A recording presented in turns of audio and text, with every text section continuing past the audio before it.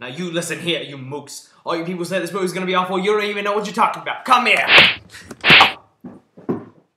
Hello and welcome to my review of The Three Stooges, starring Will Sasso, Sean Hayes, and Chris Diamantopoulos. Yeah, we'll go with that. It's alright, guys. I'll be right there. Jesus, how did they do this for so long? Yes, guys, I caved and saw this film. The plot is very simple. The three main characters, named Larry, Curly, and Moe, who are challenged young individuals, have to save the orphanage where they grew up by raising $800,000, and hijinks ensue. That's it. Alright guys, so let's cut to the chase. The Three Stooges. Now, if there was any movie I thought was going to be horrible this year, it was going to be this one. Now, not only did the trailers look awful and give me Pink Panther 2 flashbacks. Don't think about it, those days are behind us now. However, guys, I gotta say, despite a review that I thought was gonna be more like, this movie is the fire in hell to cinema. If you see this movie, you're not helping anybody! I actually have a lot more positive things to say than that. I gotta say, guys, I actually found this to be a decently charming film. Mainly because of this. A lot of times when there's slapstick in films, it's very kind of phoned in. It's not committed to. It just seems like kind of off. Huh! Where are we? I sure hope there's no more paper to slip on. Whoa! In this movie, not only was the slapstick really well committed to by these three actors, Will Sasso, Sean Hayes, and Chris Diamantopoulos, supercalifragilisticexpialidocious. I don't know how to say his name, so you have to deal with it. Not only did they do a great job of really melting into these characters and committing, the choreography, it was just really funny. Just how insane this slapstick got and how elaborate and how brutal it is, because these guys wail on each other, and it's hilarious, and they're just kind of... Their sound effects are really funny when they're just scared or running away from things. I don't know, I know it's the silliest type of humor in the world, but I found myself just kind of chuckling throughout this film, just because I found these three guys to be so endearing.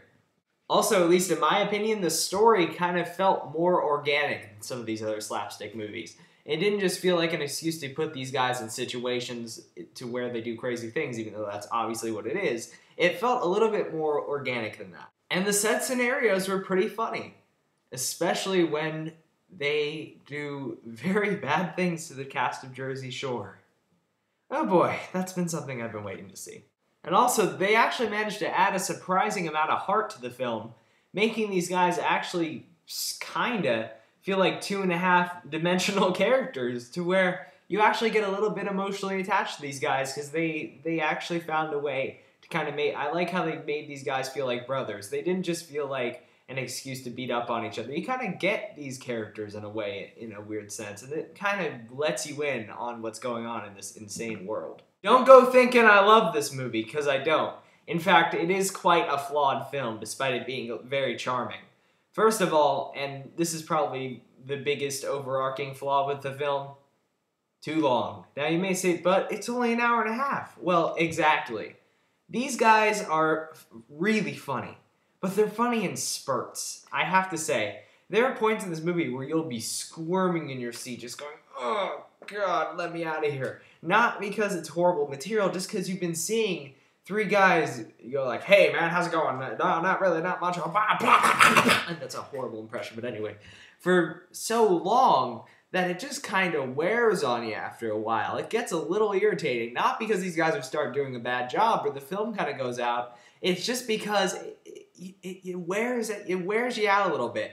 I feel like this whole project would have worked better if this was just a series of shorts that the Farrelly brothers, who I'll get to in a second, and these three guys just made a series of short films attached to all the Fox Kids movies.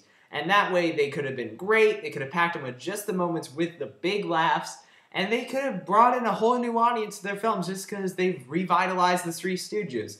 But as it is, they've made kind of a stretched out compilation of what could have been a better project. And as I mentioned before, this movie is directed by the Farrelly brothers, who do a decent job here, which is good for them because I am a big fan of Dumb and Dumber, and I feel like they haven't done a decent film in quite some time, and that is exactly what this is, a decent film. Overall, The Three Stooges, it's fun, you know? It's nothing great, it's dragged out too long, and it gets a little dry sometimes, but I gotta say, it's a fun film. I don't know, what do you want me to do?